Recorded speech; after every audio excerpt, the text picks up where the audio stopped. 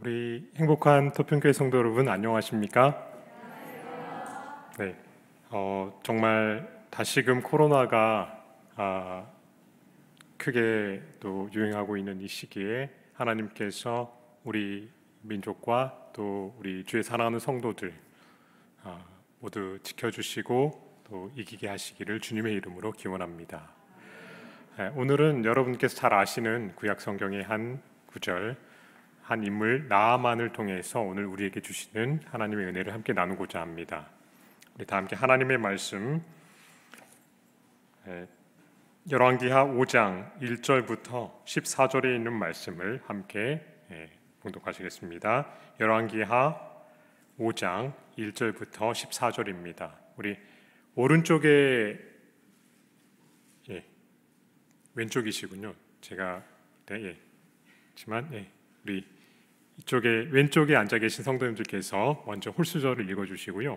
우리 온라인을 통해서 예배드리시는 분과 우리 오른쪽에 앉아 계신 성도님들께서 짝수절을 봉독해 주시면 감사하겠습니다. 읽겠습니다. 1절입니다. 아람 왕의 군대 장관 나아만은 그 주인 앞에서 크고 존귀한 자니 이는 여호와께서 전에 저로 아람을 구원하게 하셨습니다. 저는 큰 용사나 문둥병자더라. 아람 사람이 떼를 지어 나가서 이스라엘 땅에서 작은 계집아이 하나를 사로잡음에 저가 나아만의 아내에게 수종들더니 그 주모에게 이르되 우리 주인이 사마리아에 계신 선지자 앞에 계셨으면 좋겠나이다. 저가 그 문둥병을 고치리이다. 나아만이 들어가서 그 주인에게 고하여 가로되 이스라엘 땅에서 온 게즈바이의 말이 이러이러하더이다. 아람 왕이 가로되 갈지어다. 이제 내가 이스라엘 왕에게 글을 보내리라. 나아만이 곧 떠날새 은 10달란트와 금 6,000개와 의복 10벌을 가지고 가서 이스라엘 왕의 그 글을 전하니 일러스되 내가 내 신하 나아만을 당신에게 보내오니 이 글이 당신에게 이르거든 당신은 그 문둥병을 고쳐주소서 하였더라. 이스라엘 왕이 그 글을 읽고 자기 옷을 찢으며 가로되 내가 어찌 하나님이건대 능히 사람을 죽이며 살릴 수 있으랴. 저가 어찌하여 사람을 내게 보내어 그 문둥병을 고치라 하느냐. 너희는 깊이 생각하고 저 왕이 틈을 타서 나로 더불어 시비하려 함인 줄 알라 하니라. 하나님의 사람 엘리사가 이스라엘 왕이 자기 옷을 찢었다 함을 듣고 왕에게 보내어 가로되 왕이 어찌하여 옷을 찢었나이까? 그 사람을 내게로 오게 하소서. 저가 이스라엘 중에 선지자가 있는 줄을 알리이다. 나아만이 이에 말들과 병거를 거느리고 이르러 엘리사의 집 문에 서니 엘리사가 사자를 저에게 보내어 가로되 너는 가서 요단강에 몸을 7번 씻으라. 내 살이 여전하여 깨끗하리라. 나아만이 노하여 물러가며 가로되 내 생각에는 저가 내게로 나와 서서 그 하나님 여호와의 이름을 부르고 당처 위에 손을 흔들어 문둥병을 고칠까 하였도다. 다메섹강 아바나와 바르발은 이스라엘 모든 강물보다 낫지 아니하냐. 내가 거기서 몸을 씻으면 깨끗하게 되지 아니하랴 하고 몸을 돌이켜 분한 모양으로 떠나니 그 종들이 나와서 말하여 가로되 내 아버지여 선지자가 당신을 명하여 큰 일을 행하라 하였다면 행치 아니하였으리이까. 하물며 당신에게 이르기를 씻어 깨끗하게 하라 함이리이까. 이에 내려가서 하나님의 사람의 말씀대로 요단강 7번 몸을 잠그니 그 살이 여전하여 아이의 살 깨끗하게 되었더라. 아멘.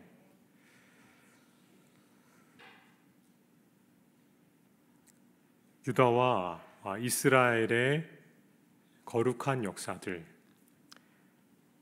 그것이 기록되어 있는 열왕기, 하나님께서 다윗과 세우신 선하신 그 언약이 어떻게 이어지는지 잘 기록되어 있습니다. 인간의 연약함과 배도, 그럼에도 불구하고 하나님께서는 신실하셔서 어떻게 그 언약을 이루어 가시는지 기록되어 있습니다. 그런데 갑자기 뚱딴지 같은 이야기가 나와 있습니다. 이스라엘 왕도 아니고 선지자도 아닌 이방 나라의 한 장군에 대한 이야기입니다. 누구죠? 나아만입니다. 여기 나아만은 이렇게 성경에 기록하고 있습니다. 1절에 아람 왕의 군대 장관 나아만은 그 주인 앞에서 크고 존귀한 자니 이는 여호와께서 전에 저로 아람을 구원하게 하셨습니다. 저는 큰 용사나 문둥병자더라. 그를 수식하는 용어가 크다, 존귀하다, 그리고 아람을 구원하게 하셨다. 큰 용사다라는 말은 크다는 말과 함께 다시 한번 나오고 있고요. 그러나 문둥병자더라 라고 여기 나와 있어요. 다윗과 솔로몬의 치세 때 여러분 지금은 이스라엘이 강원도 정도밖에 영토가 되지 않지만 지금부터 3,000년 전에는 한반도보다 더 넓은 지역을 통치하는 당시 세상에 존재한 나라 가운데 가장 강대한 나라였습니다. 아람도 복속시켰어요. 그래서 이스라엘을 섬기던 나라, 이스라엘의 어떤 영역 안에 있던 그 나라였는데 솔로몬 사후에 이스라엘이 남과 북으로 분열된 다음에 점점 그 섬김에서 벗어나기 시작하더니 마침내 아합 왕 때에 이르러서는 이 아람과 이스라엘이 북방 이스라엘 전쟁을 벌였는데 누가 죽습니까? 아합 왕이 여기서 전사합니다. 이제 이스라엘은 지는 해, 그리고 아람은 뜨는 해가 되었습니다. 더욱이 이때 나하만의 전공이 매우 혁혁했던 것 같습니다. 이스라엘뿐만 아니라 주변국과의 전투에서 아람을 구하고 다른 국가를 굴복시키는 전략가요 용명한 장수였습니다. 성경은 그가 왕 앞에서도 존귀하고 크다 이렇게 기록하고 있습니다. 왕이 자신이 섬기기 위해 즉 고대의 가장 중요한 행사인 신전에서 경배할 때 그를 의지하여 서서 경배했다고 할 정도로 그는 그 왕국에서 매우 중요한 인물이었습니다. 그런데 이렇게 훌륭하고 위대한 사람에게도 약점이 있었으니 그가 어떤 사람이었다고요? 문둥병자였다. 당시 무관에게 있어서 이 병은 끝장을 가리킵니다. 아마 박 전 대통령이 최순실 게이트에 연결된 것이나 혹 이명박 전 대통령의 BBK 혹은 노 전 대통령의 박연차 게이트가 연루된 것보다도 지금 더 심각한 상황 휘말린 것이었어요. 그런데 왕은 그가 불치의 병에 걸린 줄 알면서도 그의 지위를 그대로 보존시키고 전혀 티를 내지 않는 것이 오히려 그가 얼마나 중요한 위치에 있는 사람인지를 드러내주고 있습니다. 더욱이 그 신하의 병을 고치기 위해서 이웃나라 왕에게 편지를 써서 부탁할 정도로 그는 위대한 사람이었습니다. 그러나 분명 그의 지위는 시한부였고요. 머지않아 그의 환부는 드러나고 그의 생명과 지위와 평판 모든 것이 명성이 끝장날 것이었습니다. 그런데 여기 매우 아이러니한 사건이 기록되어 있습니다.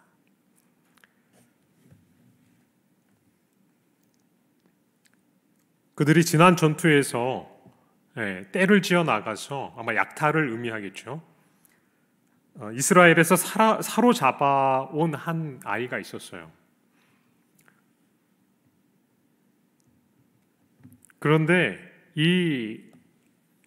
우리가 이제 소녀라고 할 때 여러분 굉장히 어리다고만 생각하셔서는 안 됩니다. 왜냐하면 이 다윗도 그 소년 이렇게 말을 쓸 때 그때 20세였거든요. 저기 소녀 할 때도 이렇게 어느 집에서 일할 만큼 장성하지만 젊은 이런 의미가 되겠습니다. 이 소녀가 이 나하만의 집에서 일하는 여종이 되었어요. 그리고 이 이스라엘 출신의 여종이 문둥병에 걸린 주인을 불쌍히 여깁니다. 그리고 자신의 고국에 있는 하나님의 종 선지자가 낫게 해줄 수 있다고 말합니다. 여기 너무 큰 대조가 나오고 있어요. 가장 크고 존귀한 사람이 가장 나약하고 비천한 사람의 말을 의지하는 것입니다. 이주 노동자, 당시 가장 비참한 삶을 사는 이름 없는 여자가 가장 유명하고 존귀한 사람을 불쌍히 여기는 것입니다. 그리고 당시의 사고대로 아람은 이스라엘을 이겼기 때문에 아람의 신 림몬은 매우 위대한 신이고 이 전쟁에서 진 이스라엘의 신 여호와는 약한 신. 그런데 오히려 정복자가 피정복된 민족의 신을 자기 신은 이 존귀한 자를 고치지 못하고 오히려 자기가 이긴 이스라엘의 신 여호와를 의지하게 된 것입니다.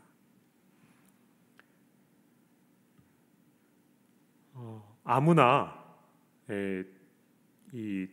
이런 이런 높은 사람의 집에서 일하는 것은 아니겠죠. 아마도 이 소녀는 부지런하고 기지가 있었던 아이였을 겁니다. 아마 너무도 억울해서 이를 앙당 물고 최선을 다해서 살았는지도 모릅니다. 자기 눈 앞에서 부모가 죽었는지도 모릅니다.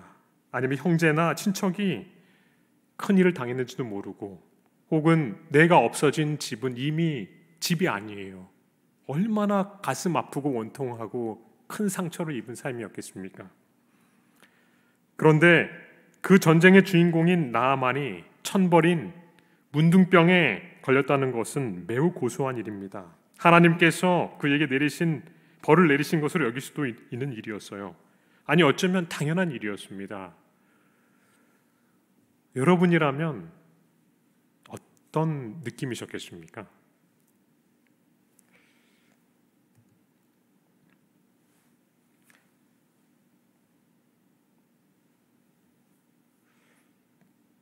우리나라 최초의 근대식 건물이 무엇인지 아시죠?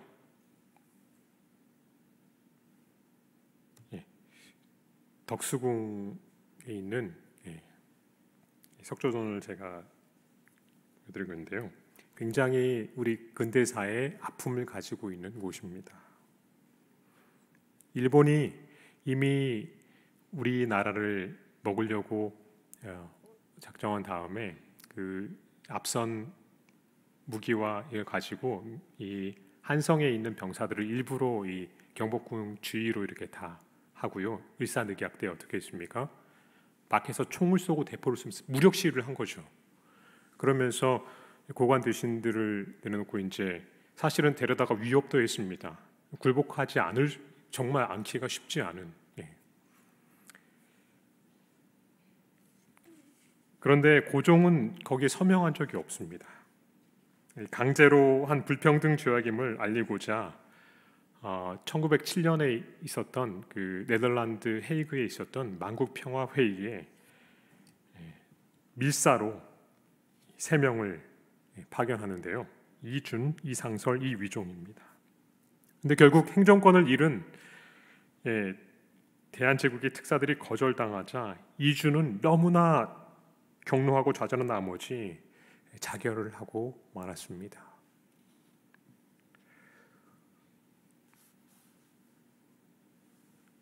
어쩌면 이준과 같은 마음이 이 소녀의 마음이었을지도 모르겠어요. 우리나라의 자원을 그토록 약탈하고 젊은 수많은 백성의 노동력을 수탈하고 갖은 만행으로 우리 근대사를 아픔으로 이렇게 만든 일본, 그 원흉인 이토 히로부미가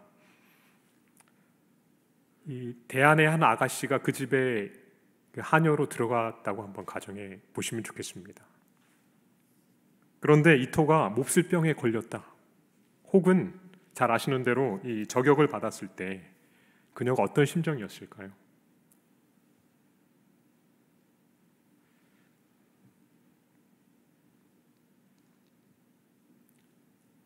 그러나 그녀는 모든 복수심과 인간의 분노를 죽였습니다. 정말 놀라지 않을 수가 없습니다. 어떻게 이것이 가능한 걸까? 반대로 이렇게 생각해 볼 수도 있습니다. 그가 경외하는 하나님께서 왜 자기를 이렇게 비참하게 만들었는지 원망할 수 있어요. 내가 신실하게 하나님 믿었는데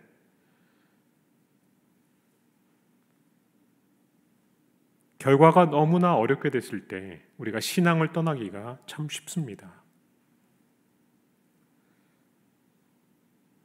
부모와 가족이 죽임을 당했거나 혹은 잃어버린 것에 대해서 가슴 아파하면서 하나님이 과연 살아계신지 신앙에 대한 회의와 불신의 삶을 살 수도 있었습니다. 그런데 그렇게 하는 대신에 여기 하나님의 섭리에 굴복하며 그 원수까지도 사랑하는 사랑을 보인 것입니다.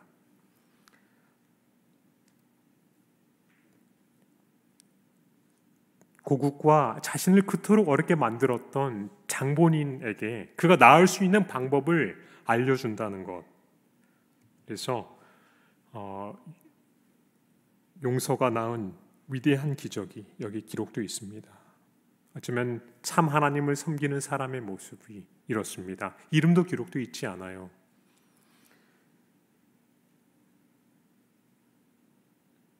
그러나 원수도 불쌍히 여기는 그때 기적이 일어납니다. 이 하찮은 계집종이 얼마나 진실하고 성실한 삶을 살았기에 나아만은 그 말을 그대로 믿고 왕에게 이것을 알렸을까요? 물론 그가 더 이상 선택의 여지가 없이 뭐라도 붙잡고 싶었겠지만 신뢰할 만한 가치가 없었다면 그것을 왕에게 말하진 않았을 겁니다. 그리고 왕은 자기가 가장 신뢰하는 그 신하의 말을 듣고 그 이웃나라 이스라엘에 편지를 직접 써서 보냅니다. 재림교회 성경주석 열왕기하 5장 2절. 그러나 그녀는 자신의 일에 신실했음에 틀림없는데 그렇지 않았다면 그녀가 중요한 관리의 집에 고용되지 않았을 것이다.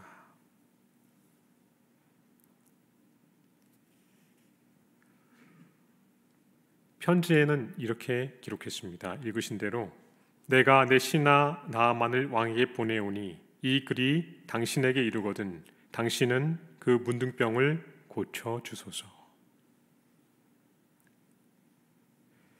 나아만이 이때 가져간 예물이 성경에 기록되어 있는데 은 10달란트, 금 6,000개, 그리고 의복 10벌이었다 이렇게 성경은 기록하고 있습니다.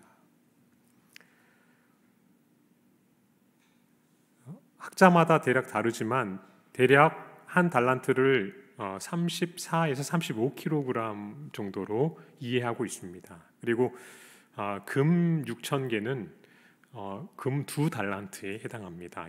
약 70kg 금에 해당합니다. 오늘날 시세로는 47억이 훨씬 넘는 금액입니다. 예전에 이 박연차 게이트 그때 500만 달러 송금이 큰 문제가 됐는데 그보다 저는 배나 되는 금액인지도 몰라요. 이 어마어마한 예물로 볼 때에 그가 얼마나 심각했고 간절했는지를 알 수 있어요. 그런데 이스라엘 왕은 여기 이름이 기록되어 있지 않았지만 아합의 아들 여호람이었음이 분명합니다. 이 편지를 받아 들고 신하들 앞에서 읽자마자 이걸 찢습니다. 의복을 찢습니다.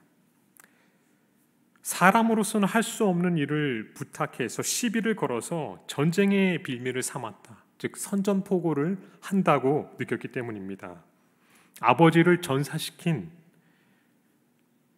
원수의 나라, 어쩌면 바로 그 장본인인 나아만, 그래도 더 강하여서 칠 수도 없고 만감이 교차하는, 그리고 신하들도 묘한 수가 없는 궁지에 몰렸습니다.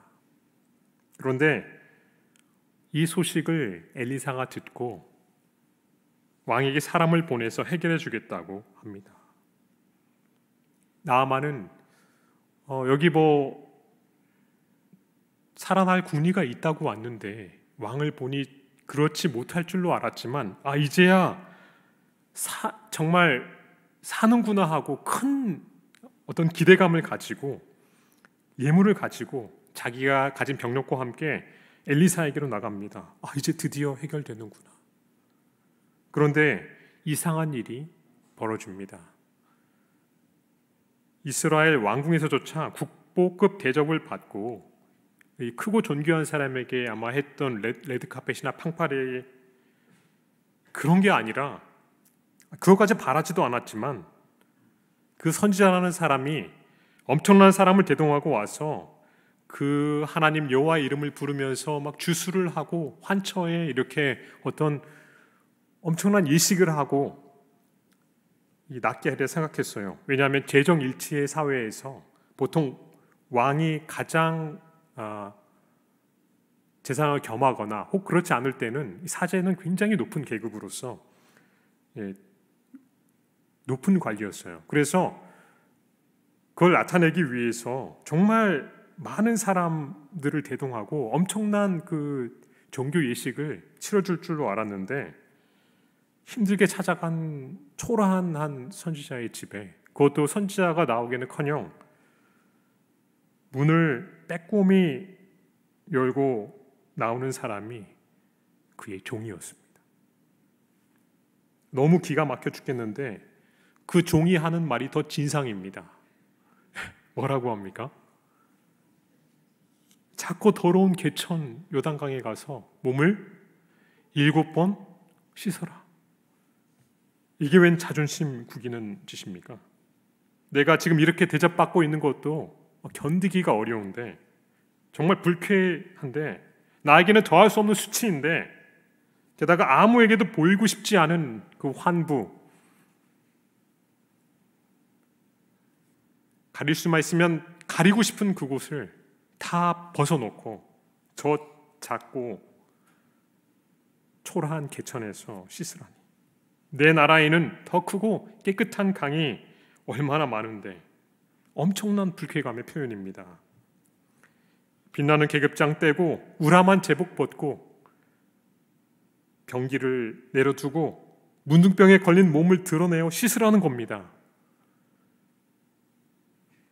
화가 머리끝까지 난 나아만은 얼굴이 불그락푸르락하면서 애써 참으며 돌아섰을 겁니다. 심정 같아서는 그 집을 모조리 쓸어버리고 자기가 받은 모욕을 1000배나 돌려주고 싶었을 겁니다. 일단 낫기 위해서 소규모 병력만을 이끌고 왔으니 기왕 고칠 수 없다면 죽기 전에 이참에 이스라엘을 쓸어버리리라고 생각했는지도 모르겠습니다. 성경은 그가 몸을 돌이켜 분한 모양으로 떠나니라고 기록하고 있습니다. 만약 여기서 그 역사가 끝났다면 아마 그는 성경에 기록되지 않았겠지요. 그런데 그 부하들 가운데 훌륭한 사람들이 있었던 것 같습니다. 이렇게 화난 장군에게 말을 잘못했다가는 목이 달아날지도 모르겠는데 충정으로 간언합니다. 내 아버지여, 선지자가 만일 당신에게 이보다 큰 일을 하라고 했다고 하면 하지 않았겠습니까? 하물며 몸쓰는 일입니까? 역시 큰 사람답게 그 충언을 받아들이고 그는 순종하여서 완쾌함을 받고 하나님을 섬기는 구원받는 자녀가 됩니다. 마음속에 큰 투쟁을 뒤로 하고 믿음을 선택합니다. 저는 여러분이 잘 아시는 이 사건에서 두 가지 점을 좀 주목해 보고 싶습니다. 첫 번째는 1절에 저는 큰 용사나 문둥병자더라. 여러분, 우리에게도 나아만처럼 누군가에게는 드러나면 수치스러운 아픔과 상처가 있지 않습니까? 저는 이명박 전 대통령의 한쪽 눈이 의아하셨다는 그 사실 알고 깜짝 놀랐어요. 또 이미 고인 되셨던 김대중 전 대통령도 한쪽 다리를 절게 되셨고, 또 잘 아는 여러 눈에 보이는 장애를 얻게 되신 훌륭한 분들이 많이 있어요. 그러나 그런 것이 아니라 남이 모르는, 그러나 수치스럽게 나를 죽게 만든 아픔이 있습니다. 그것이 육신의 질병일 수도 있고요, 마음의 병일 수도 있습니다. 또한 아무에게도 말 못하는 죄책감일 수도 있습니다. 내 동기와 속내를 다 아시는 하나님 앞에서 나를 짓누르는 남 모르는 은밀한 죄일 수 있습니다. 다른 사람 앞에서는 그가 크고 위대하다고 박수치고 모두가 존경하지만 그 문제가 드러난다면 모두가 나에게서 돌아서고 정말 초라한 가운데 나는 비난을 받으며 돌아서야 되는 사람일지도 모릅니다. 모두에게 욕을 받고 질타를 당하거나 결국 내가 가진 모든 것을 내려놔야 될 수도 있습니다. 그래서 드러낼 수가 없습니다. 결국 우리는 겉모습으로 그것을 가린 채 죽게 될 것입니다. 우리의 마음은 절실합니다. 그것이 꼭 나아야만 합니다. 해결되어야만 합니다. 그리고 마침내 그 해결될 수 있는 길이 제시됐어요. 해결되지 않으면 죽을 수밖에 없는 그 길에 해결책이 제시됐습니다. 그런데 그 낫는 길에 걸림돌이 있는데 바로 11절입니다. 두 번째로 주목해 보길 원하는 부분인데요. 내 생각에는 그 고쳐질 수 있는 유일한 길을 거절하면서 물러간 이유가 내 생각 때문이었습니다. 왜냐하면 고쳐질 수 있는 아픔을 씻는 유일한 길은 우리를 분노하게 만드는 길이기 때문입니다. 우리를 돌아서게 하는 방법이기 때문입니다. 존귀한 내 큰 자존심을 땅에 떨어뜨리는 길이기 때문에 그렇습니다. 내 부끄러운, 아무에게도 보여주고 싶지 않은 상처를 드러내야 하기 때문입니다. 무엇보다도 그것은 내 생각과 다르기 때문입니다. 내 생각에는 이렇게 저렇게 내 자존심 그대로 살려두고 내 치부는 가린 채 그것을 말끔히 고쳐주기를 바라는 것이 모든 사람의 심정일 것입니다. 그러나 날이 찬 아이를 낳기 위해서는, 그리고 내 몸에 아픈 환부를 제거하기 위해서는 우리는 우리 몸의 아픈 곳을 혹은 치부를 완전히 드러내야 합니다. 하나님께서는 먼저 우리 자신이 쌓은 거짓 업적을 전부 벗으라고 명하십니다. 가짜 계급장, 화려하게 겉으로 보이는 것들 다 내려놓고 벗으라고 하십니다. 그리고 그 환부를, 부끄러운 치부를 온전히 드러내고 씻으라고 하십니다. 그리고 그 명령대로 요단에서 7번을 씻었더니 온전히 나음을 입었습니다. 성경에서는 7이 완전함, 온전을 상징하는데 저는 이것이 온전한 회개와 씻음의 의미도 있다고 생각이 됩니다. 이것이 바로 오늘 라오디게아 교회에 보내는 하나님의 메시지입니다. 회개하라. 하나님의 유일한 처방전은 아담의 때부터 지금까지 동일합니다. 자신의 수치를 무화과 나무 잎으로 가리든 번쩍번쩍 빛나는 계급장으로 가리든 하나님 앞에는 다 소용이 없습니다. 결국은 죽게 될 수치스러운 탐욕과 욕망과 이기심, 어쩔 수 없이 꿈틀거리는 분노와 욕망, 그 지저분한 속내를 모두 하나님 앞에 드러내야 합니다. 그것은 매우 아프고 부끄러운 일 같지만 사실은 우리가 나음을 얻을 수 있는 유일한 길입니다. 그것은 내 생각을 버리고 하나님이 예비하신 길을 따르는 것입니다. 많은 사람은 자기 길, 자기 생각을 따라가다가 결국은 멸망에 이르고 말았습니다. 어떤 길은 사람의 보기에 바르지만 비경은 사망의 길입니다. 그러나 여기 약관 33세의 젊은 청년이 온전히 자신의 뜻을 하나님께 굴복시킴으로써 인류의 역사를 바꾸어 놓는 대전환점이 성경에 기록되어 있습니다.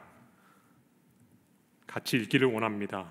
누가복음 22장 42절입니다. 가라사대 함께 읽겠습니다. 가라사대 아버지여 만일 아버지의 뜻이거든 이 잔을 내게서 옮기시옵소서. 그러나 내 원대로 마옵시고 아버지의 원대로 되기를 원하나이다. 아멘. 내 뜻이 아니라 하나님의 뜻에 온전히 굴복시킨 겟세마네의 예수, 청년 예수를 바라보십시오. 그 위대한 결단으로 오늘 우리의 운명이 달라졌습니다. 우리에게 영원한 소망이 있고 참된 구원과 회복과 나음이 있게 되었습니다. 내 생각을 온전히 내려놓는, 그리고 하나님의 뜻에 완전히 굴복시키는 그 믿음이 세상을 뒤바꿔 놓은 것입니다. 사랑하는 성도 여러분, 더 이상 아픈 상처를 꽁꽁 숨기지 마시기를 바랍니다. 숨기면 숨길수록, 가리면 가릴수록 더 문드러져서 마침내 우리를 영원한 죽음으로 내몰 것입니다. 하나님께서는 우리의 생각과는 전혀 다른 한 해결책을 마련해 두셨습니다. 내 생각에는 드러내면 비난받고 오히려 영원한 정죄에 처할 것 같지만 예수님 앞에 드러낸다면 그것은 썩을 것이 아니라 갓난 아이 살처럼 새롭게 될 것입니다. 우리를 회복시키시는 하나님의 뜻에 온전히 굴복하시는 여러분과 제가 되기를 바랍니다. 그로 인해 영원한 치료를 경험하시는 우리가 될 줄로 믿습니다. 여기 성경 주석은 이렇게 기록하고 있습니다. 나아만은 자신의 생각이 있었지만 그것이 하나님의 생각은 아니었다. 그는 자신의 문둥병을 고칠 수 있다는 사람에 대해 듣고서 즉시 그것이 정확히 어떻게 이루어져야 하고 이루어질지 스스로 결론을 내렸다. 그는 자기의 계획을 세워 하나님께서 그 계획에 따라 행하시길 기대했다. 그러나 여호와의 행동 방식에 대해 사람이 지니는 선입견은 자주 어긋난다. 우리가 섭리의 길을 지레 짐작할 때 실망할 수도 있다. 노란색 글씨는 같이 읽겠습니다. 구원받고 여호와의 길로 행하려는 사람은 하나님의 생각이 사람의 생각보다 훨씬 높고 좋다는 것을 배워야 한다. 아멘. 나아만은 자신의 생각을 내려놓았습니다. 그리고 선지자를 통해 주신 말씀에 순종합니다. 이것이 믿음입니다. 주님께서 이 땅에 계실 때에 그의 믿음을 칭찬하셨습니다. 같이 읽겠습니다. 또 선지자 엘리사 때에 이스라엘에 많은 문둥이가 있었으되 그 중에 한 사람도 깨끗함을 얻지 못하고 오직 수리아 사람 나아만 뿐이니라. 예수님께 칭찬하셨던 그 나아만, 그 믿음은 사실 우리처럼 연약하고 돌아서려는, 그리고 치부를 드러내고 싶지 않았던 동일한 기질을 가졌던 그 사람입니다. 자신의 생각이 있었던 나아만, 그렇지만 자아를 내려놓고 순종하여 요단강에서 7번 몸을 씻었습니다. 그리고 치유의 기적을 경험합니다. 돌아오는 연말 기도주일 한 주간이 그러한 주간이 되기를 간절히 원합니다. 지금까지 내가 가졌던 생각을 내려놓고 하나님 앞에 내 있는 모습 그대로 내 모든 동기와 마음까지도 그분 앞에 벌거벗고 온전히 나아가기를 바랍니다. 지금 회개하지 않으면 영원히 버려질 것 같은 절박함과 간절함으로 그분 앞에 나아가는 제가 됐으면 참 좋겠고 여러분이 됐으면 참 좋겠습니다. 정말 내 생각을 온전히 내려놓고 하나님의 뜻에 순종하는 참 믿음의 사람 나아만이 되시는 여러분과 제가 되어서 이 한 주간 정말 구별하여서 이전에 만나보지 못한 그 하나님, 나를 치유하시고 구원하시는 그 하나님을 경험하시는 여러분과 제가 되길 간절히 바라면서 말씀을 마치겠습니다.